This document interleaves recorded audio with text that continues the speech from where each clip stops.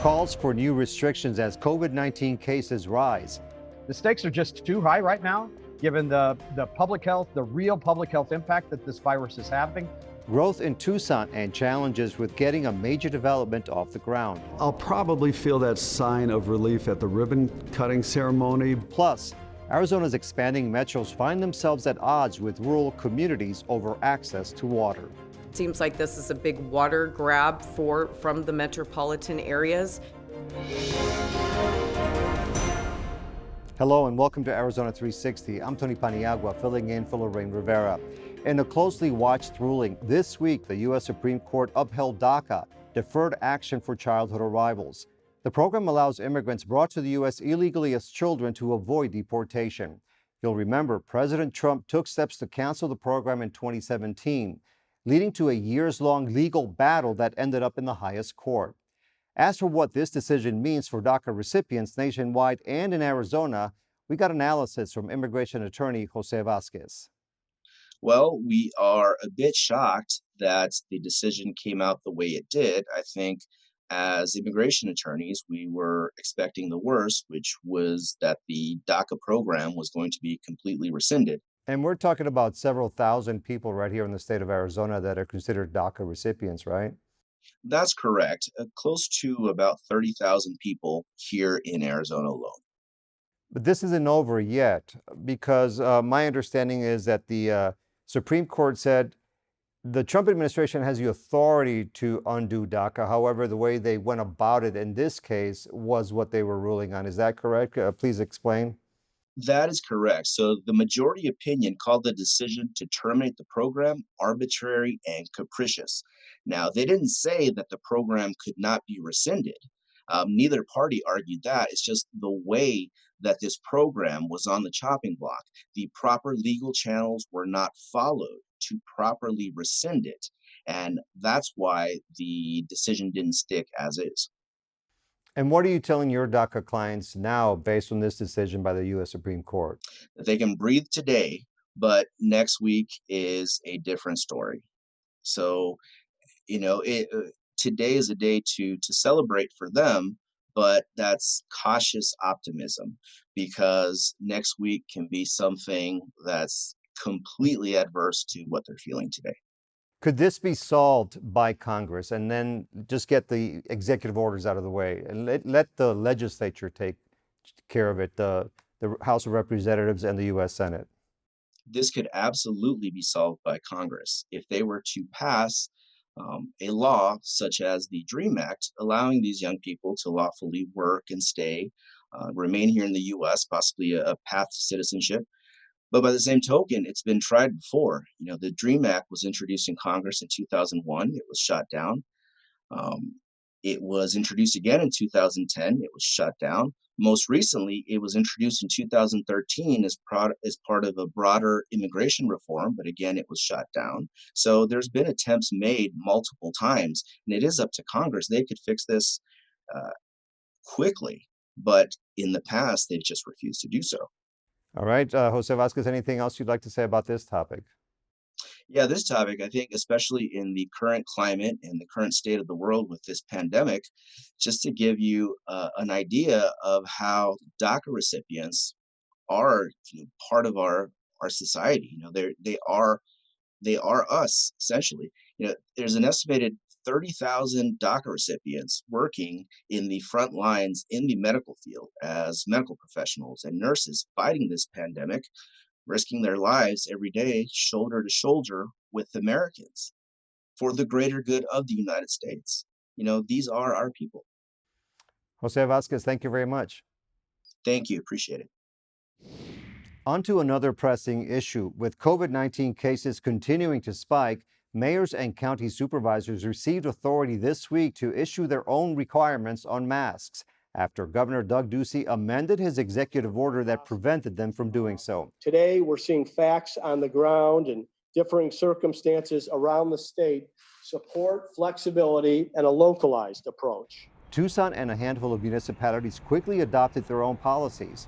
The governor's decision falls short of a statewide requirement, but it is seen as a step in the right direction by some who have been critical of his response to the pandemic. That includes Will Humboldt, who led the Arizona Department of Health Services from 2009 to 2015 and now serves as executive director of the Arizona Public Health Association. We spoke hours before the governor's announcement. So our major goal is really public health policy. We have about 700 members who are practitioners of public health across the state of Arizona. And really, that's our core mission, is to encourage our legislators and elected officials to adopt good public health policies that are evidence-based. And that's an important thing to us, that evidence-based piece. Humble has been vocal about his criticism of Arizona's coronavirus policies, but in a blog post, he welcomed some of Ducey's new measures that include holding businesses accountable if they fail to implement safety guidelines put out by the state and federal governments.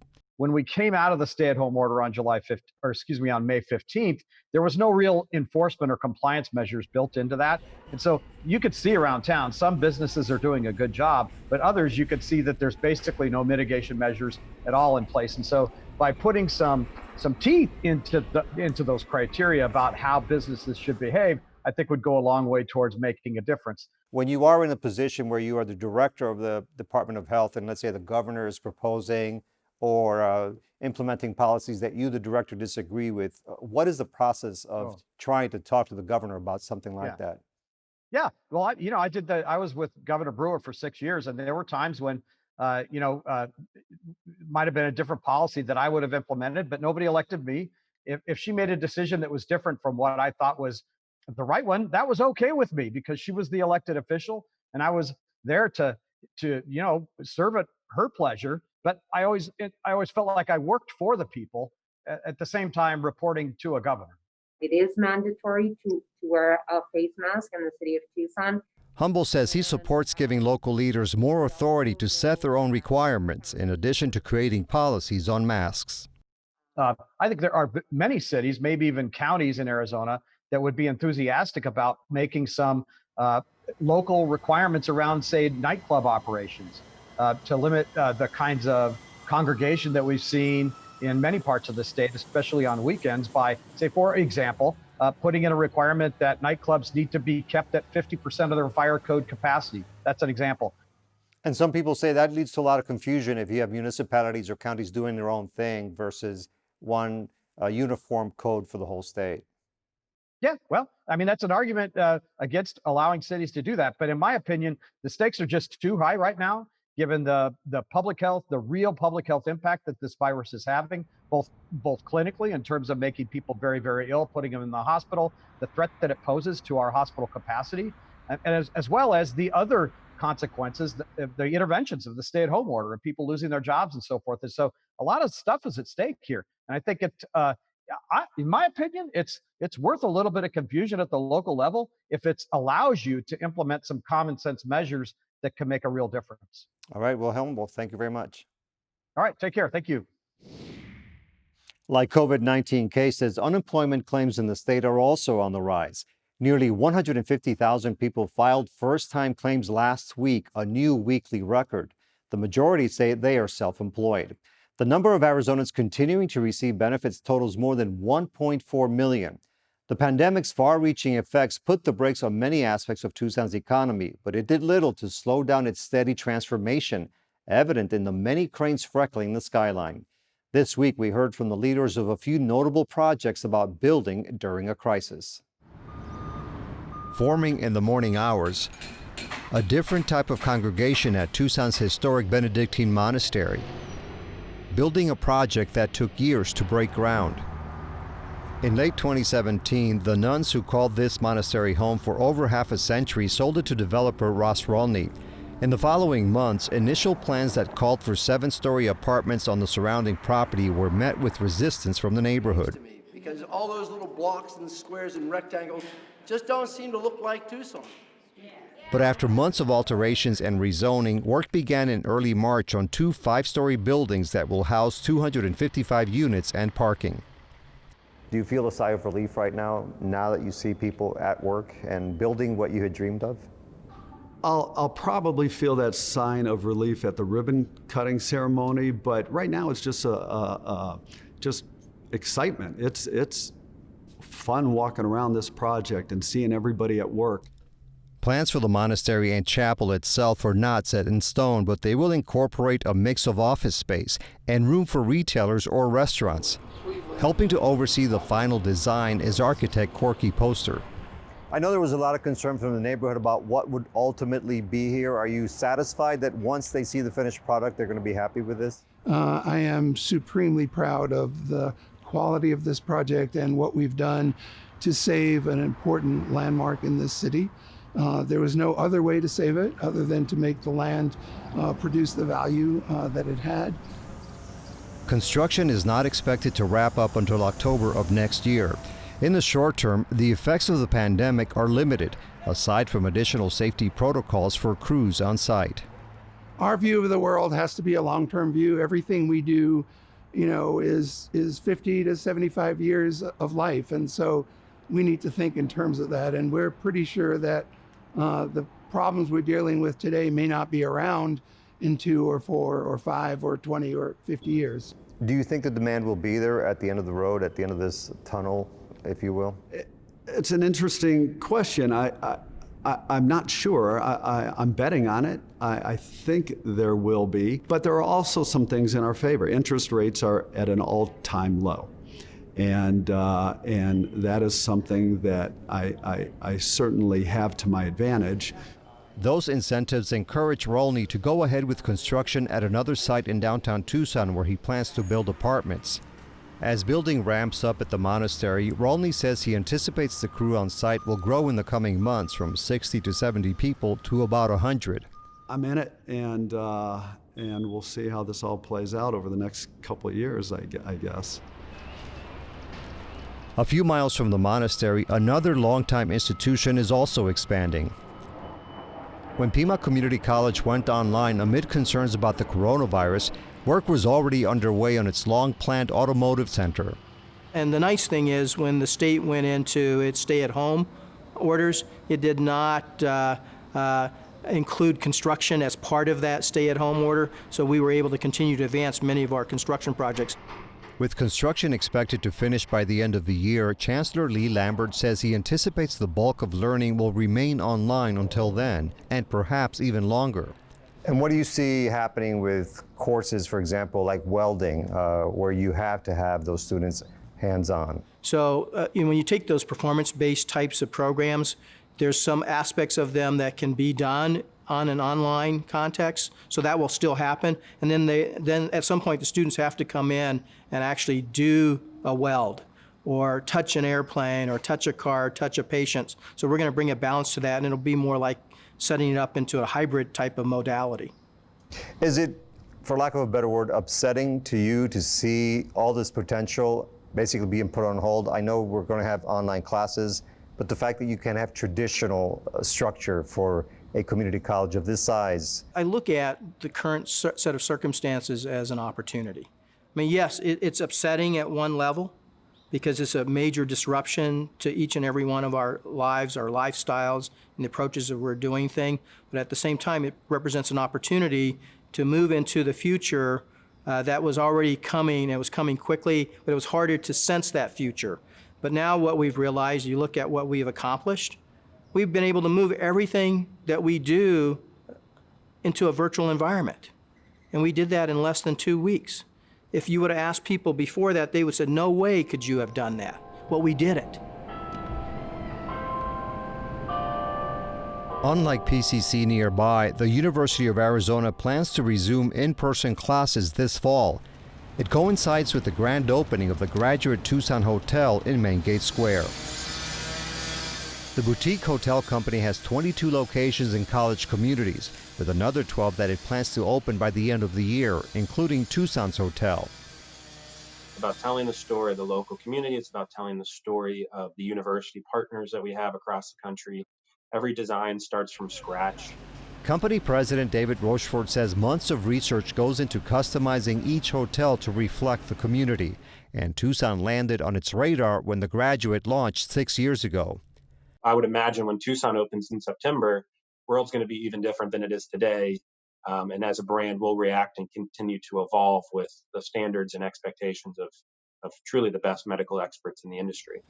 For graduate hotels, that includes teaming up with the Cleveland Clinic for guidance on best practices in an industry hit hard by the pandemic.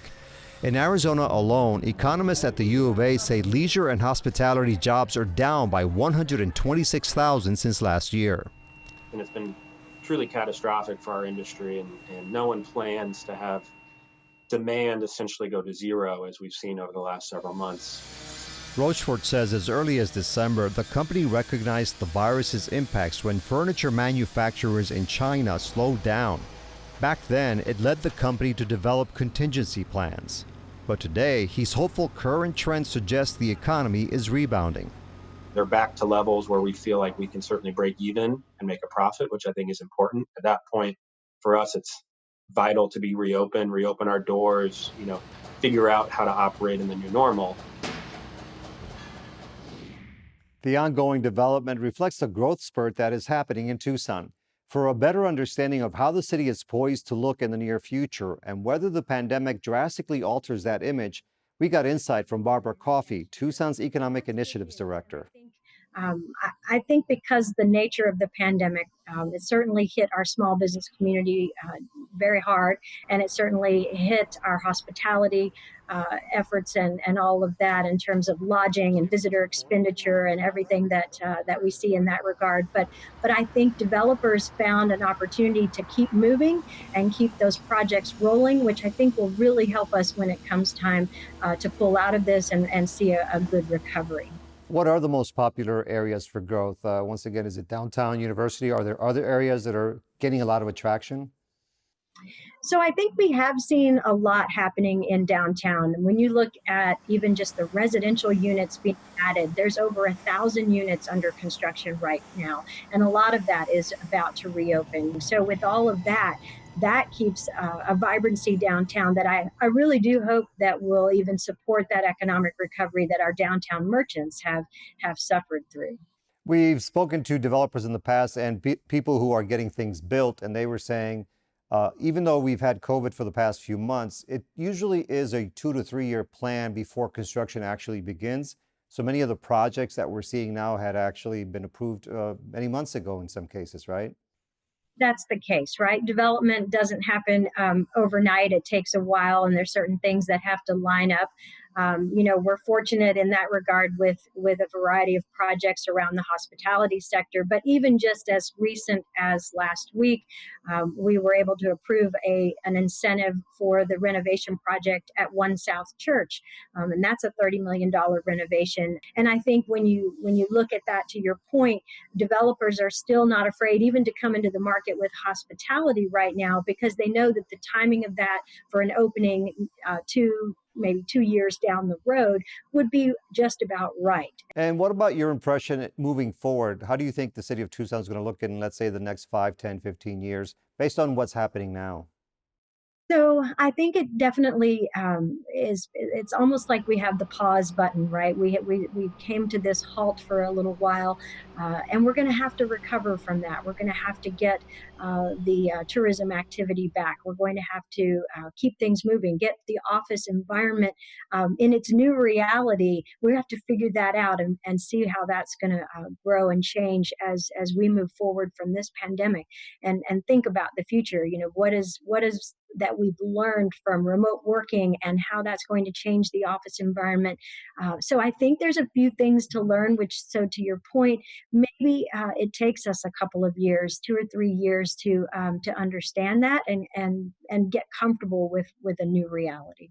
Barbara Coffey, thank you very much for joining us. Thank you. Thanks for having me.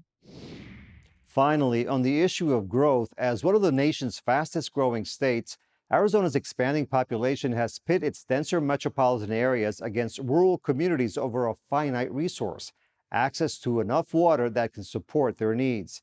And in the middle of both are private companies hoping to profit from the demand. Vanessa Barchfield has more. Queen Creek is like a lot of other suburbs, expanding on the edges of Phoenix. It used to be farmland with citrus, pecan, and cotton. Now, single-family homes, shopping centers. Queen Creek is an up-and-coming community in the southeast valley of Maricopa County and the northwest portion of Pinell County. It's a very vibrant community, a lot of young families. And it's growing. I believe in 2010, we were around 23,000 in population. I think the 2020 census will get us pretty close to 60,000. The fountains, lawns, even the name, Queen Creek, conjure a vision of a bounteous source of water for the town's rapidly growing population. But nearly all of its water comes from one finite source. About 99% of our water is groundwater and provides all the needs for the community. That might not be the case in the future, though. Queen Creek is asking the state's water department and the federal government to okay its purchase of water from a farm nearly 3.5 hours from here that sits on the banks of the Colorado River. It involves about 2,000 acre-feet of water being transferred from the main stem of the river through the CAP canal to the town of Queen Creek. The $21 million sale would supply water to up to 6,000 homes a year, or about 20% of the town's current households. This possible sale of even a relatively small amount of water has generated widespread opposition among communities across western Arizona. The farm at the center of this dispute, GSC Farm, is located in a remote part of the state called Cibola.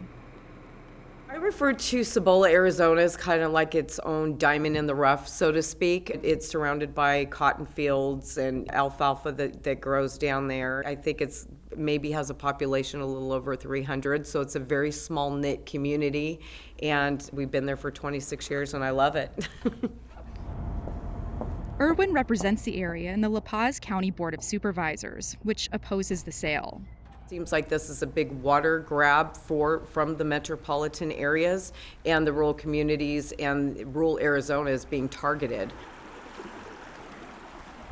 GSC Farm is owned by Greenstone, a Phoenix-based investment group that's been buying land along the Colorado River, one of a few private companies acquiring water rights across the West. They buy it both for its real estate value and for the value that the water has. Grady Gamage Jr. is a real estate lawyer who represents Greenstone in the Queen Creek deal. The history of Arizona and the history of the West is all about moving water around. Phoenix wouldn't be here if we didn't move water. Tucson would have dried up long ago if we didn't move water through the CAP canal to Tucson. So it seems to me to suddenly decide that any further transfers should be disallowed is really inconsistent with the whole notion of the way the West has grown. Since the construction of the Central Arizona Project, there haven't been any transfers like this one that permanently move water from the Colorado River to Central Arizona. But farmers in La Paz, Mojave, and Yuma counties are worried. Tom Davis, who runs the Yuma County Water Users Association, has come out against the deal, saying it will set a dangerous new precedent. To make the decision to take water from agriculture production off of the Colorado River permanently forever and ever, which we have very high value crops, and move that water to other parts of the state to support growth, whether it's residential housing development that changes the economic drivers of the state. Those things concern us, obviously. So, it almost sounds like you see this as an existential threat. Sure it is. This isn't water in Yuma. City of Yuma, Yuma County, it doesn't have any necessary impact on Yuma.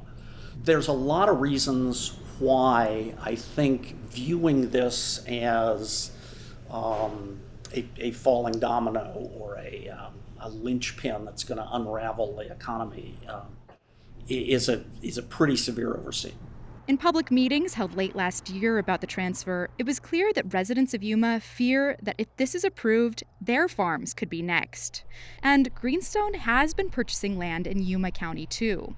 A search of county records shows several dozen plots of land owned by LLCs with Greenstone's address in Phoenix. Through Gamage, Greenstone declined to provide a list of properties it owns in Yuma. Sarah Porter is a director of the Kyle Center for Water Policy at ASU, which hasn't taken a position on this transfer. But I think it highlights the big decision that we have to make as a state about how we grow and where we get the water for growth. The cities on the river want to protect their supplies for their own purposes, for their own economic development and population growth. And one really important thing is for agriculture. We have a thriving and significant agricultural center in Yuma. And so those are really important values. By the same token, the Phoenix and Tucson areas and Pinal County are experiencing growth, some of the fastest growth in the country, and we need to find water. U of A law professor Robert Glennon has written a book on water challenges. He says the state needs to be methodical about protecting farmland. When you think about the global population and the swell that is expected by the UN in the next 2 decades, we need every possible acre to stay in farming to produce the needed food for a global population expected to hit, well, almost 10 billion in 20 or 25 years. So the way to do that, I think, is really quite simple, which is do a deal that helps both the cities and the farmers. A slight reduction in agricultural consumption solves the municipal and industrial supply problem. It has to be done sensibly, but sensible regulation is consistent with a certain amount of water marketing. Holly Irwin of the La Paz County Board of Supervisors says the cost that her community is being asked to pay is just too high. Water is the most precious natural resource that we have right now, and it is becoming more and more scarce. So as that happens, we need to keep whatever we can within La Paz County for our own future, for our own development. Grady Gamage Jr. says even if this sale from GSC Farm to Queen Creek doesn't happen, it won't be the end of the story. It is inevitable that more water will move from a lower value use to a higher value use. People characterize that for years as being, in the West, water flows toward money. That is largely true. I prefer to say water flows toward people. The Arizona Department of Water Resources will decide by September whether or not to recommend the transfer. Then it's the U.S. Department of the Interior that gets the final say. If approved, Queen Creek's Paul Gardner says the earliest the town would get the water would be January 2022. That's all for now. Thanks for joining us. To get in touch, visit us on social media or send an email to Arizona360@azpm.org and let us know what you think. See you next week.